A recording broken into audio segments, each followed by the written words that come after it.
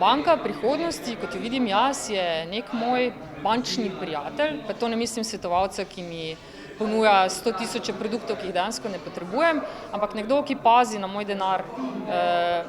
Ker danes recimo grem, ne vem, v banko enkrat, dvakrat na mesec, takrat, ko me dejansko nekaj zanima in velikokrat je to povezano z neko bolečino odtujevanja denarja, sicer ne na račun banke, ne, ampak ker moram plačati položnice,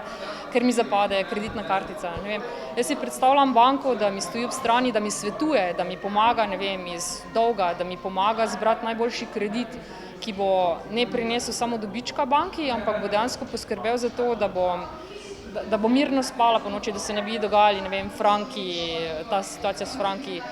da bi mi pomagali sestaviti nek budžet, s katerim bi lahko privarčevala, ne vem, za boljšo prihodnost svojega otroka ali pa za, ne vem, za nov avto, za nov televizor, za krasne počitnice, da bi mi svetovali, kako lahko poskrbim za varnost svojih kartic ali pa svojih računov in tako naprej.